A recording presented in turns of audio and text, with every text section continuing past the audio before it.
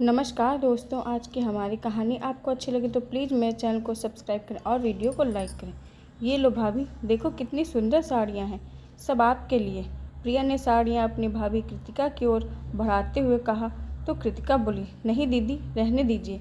अभी कुछ समय पहले ही तो आपने अपने सूट और साड़ियाँ मुझे दिए थे, अब फिर से? नहीं दीदी, इन्हें आप ही रखिए। अरे बहू, जब मैं तेरी ननद इतने प्यार से दे रही है तो रख लेना। हमें तो हमारी ननद ने आज तक कुछ नहीं दिया, और एक तुम्हारी ननद है जो हर बार तुम्हें कुछ न कुछ देती है। मानना पड़ेगा, खुशनसीब हो तुम। इतना बोलने के बाद आशा जी ने सारी साड़ियाँ उठाकर कृतिका की गोद में रख दी और कृतिका उन्हें अलमारी में रखने चल दी। कमरे में आकर कृतिका सोचने लगी, कुछ तो करना पड़ेगा, वरना दीदी हर बार अपने पुराने सूट और साड़ियाँ ऐसे ही मुझे देती रहेंगी। दीदी खुद तो हर महीने शॉपिंग करती हैं और एक कपड़ा कुछ महीने में ज़्यादा नहीं पहनती, और मुझसे उम्मीद करती हैं कि मैं हमेशा उनकी उतरन ही पहनती रहूं। और ये सासू माँ मुझे नए कपड़े भी नहीं खरीदने देती। जब भी शॉपिंग जाने का प्लान बनता है तो कह देती हैं, जब प्रिया ने इतने कपड़े दिए हैं तो नए कपड़े लेने की क्या ज़रूरत आन पड़ी।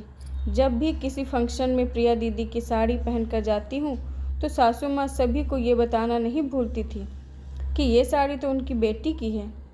फिर मेरे लिए लोगों की सवालों भरी निगाहें झेलना मुश्किल हो जाता है। ऐसा कब तक चलेगा। तभी कमरे में कृतिका का पति वैभव आया तो वो उससे बोली, वैभव कुछ करो ना, दीदी फिर से अपने पुराने कपड़े मुझे दे गई हैं। हर बार यही होता है, वो अपने कपड़े दे जाती हैं जिस कारण मैं नए कपड़े नहीं खरीद पाती और पुराने पहनती हूँ। लोग भी अजीब निगाहों से मुझे देखते हैं क्योंकि माँ जी सभी को बता देती हैं कि मैंने प्रिया दीदी की साड़ी पहनी है। कई लोगों ने तो मुझे सीधे मुंह कह दिया कि जब वैभव की तनख्वाह इतनी अच्छी है तो ननद की उतरन क्यों पहनती हो। अब क्या जवाब दूँ सभी को, कुछ करो ना आप। देखो कृतिका, मैं इन सब चक्करों में नहीं पड़ना चाहता, लेकिन बस इतना बोलूँगा कि अगर तुम्हें दीदी के कपड़े नहीं लेने तो सीधे मुँह उन्हें मना कर दो। शायद कुछ दिन तो उन्हें बुरा लगे, लेकिन हमेशा के लिए इन सब से पीछा छूट जाएगा। इतना बोल वैभव चला गया। कृतिका को समझ आ गया कि अब उसे खुद ही कुछ करना होगा, वरना ये सब ऐसे ही चलता रहेगा। सीधे मुंह कुछ बोला तो रिश्तों में कड़वाहट आती है, इसीलिए कुछ ऐसा करना होगा जिससे सामने वाला समझ भी जाए और रिश्ते में प्यार और अपनापन भी बना रहे। कृतिका ने अलमारी से कुछ साड़ियाँ निकाली जो वो पहनती नहीं थी और सास के कमरे की ओर चल दी, जहाँ प्रिया और उसकी सास बैठकर बातें कर रहे थे। कृतिका बोली, दीदी आप हर बार अपनी साड़ियाँ और सूट मुझे देती हैं। इस बार मैंने सोचा मैं भी अपनी पुरानी साड़ियाँ आपको दे दूँ। ये लीजिए दीदी, और इन्हें पहनना ज़रूर। पुरानी साड़ियाँ देख आशा जी गुस्से में बोली, ये क्या बहू, ननद को कोई अपनी पुरानी साड़ियाँ देता है क्या? देना है तो कुछ नया दो। लेकिन मम्मी जी, मैं ये साड़ियाँ पहनती नहीं हूँ, इसीलिए सोचा बेकार पड़ी हैं तो दीदी को दे दूँ। कृतिका मुस्कुराते हुए बोली, क्या तुम अपनी बेकार चीज़ें मेरी बेटी को देना चाहती हो? उसकी शादी अच्छे घर में हुई है, वो तुम्हारी उतरन क्यों पहनेगी? और अगर तुम ये साड़ियाँ नहीं पहनना चाहती हो तो काम वाली को दे दो।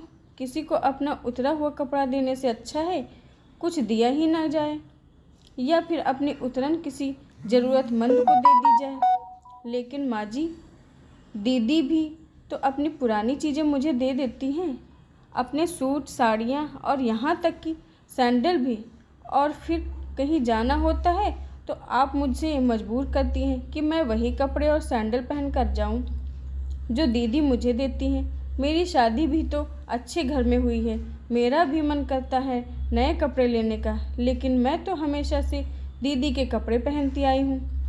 अगर मायके से कुछ नए कपड़े मिलते हैं तो भी आप दीदी को दे देती हैं। पहले दीदी पहनती है, फिर वो मेरे हिस्से आते हैं। मेरे भी तो अपने कुछ चाव हैं। मैं आपकी और दीदी की बहुत इज्जत करती हूँ, लेकिन ये बात मुझे बहुत परेशान करती है, इसलिए आज आपसे कह रही हूँ। उम्मीद करती हूँ कि आप बात को समझेंगी। ये बोलते ही कृतिका को लगा जैसे दिल में उठ रहा गुबार शांत हो गया हो। काफ़ी समय से कृतिका ये बातें कहना चाहती थी, लेकिन चुप रही। आज उसे लग रहा था कि काश ये बातें उसी दिन कह ही देती जब पहली बार उसकी ननद ने उसे पुराने कपड़े दिए थे। प्रिया और आशा जी को भी लगा कि जो बातें कृतिका कह रही है वो एकदम सही है और वो दोनों भी रिश्तों में कड़वाहट नहीं चाहती थी। प्रिया बोली, अच्छा हुआ भाभी जो आपने अपने दिल की बात साफ शब्दों में कह दी, वरना ये बातें दिल में ही रहती तो रिश्तों में कड़वाहट पैदा होती। मैं आपकी भावनाओं की कद्र करती हूँ, आगे से ऐसा नहीं होगा। आशा जी भी बोली, सही कह रही है प्रिया, दिल की बात खुलकर बोल देनी चाहिए। आज कृतिका ने सारी बात खुलकर बोली है तो हमें भी अपनी गलती समझ आई है। पहले चुपचाप सामान ले लेती थी तो हमें लगता था कि कृतिका को कोई आपत्ति नहीं है। चलो अच्छा है, रिश्तों में गांठ पड़ने से पहले ही उन्हें सुलझा लिया गया, वरना एक बार रिश्ते खराब होते हैं तो उनमें पहले जैसा अपनापन नहीं रहता। सास और ननद की बात सुनकर कृतिका के दिल को तसल्ली हुई। उसे इस बात की खुशी थी कि दोनों ने उसकी भावनाओं को समझा और उसकी बात का गलत मतलब नहीं निकाला। इस दिन के बाद प्रिया अपना पुराना सामान अपनी काम वाली कमला को देने लगी। कमला प्रिया की साड़ियाँ लेकर बहुत खुश होती और वो प्रिया को ढेरों आशीर्वाद भी देती। दुआएं और आशीर्वाद पाकर प्रिया भी बहुत खुश होती। आशा करती हूँ दोस्तों आज की हमारी कहानी आपको ज़रूर पसंद आई होगी। धन्यवाद।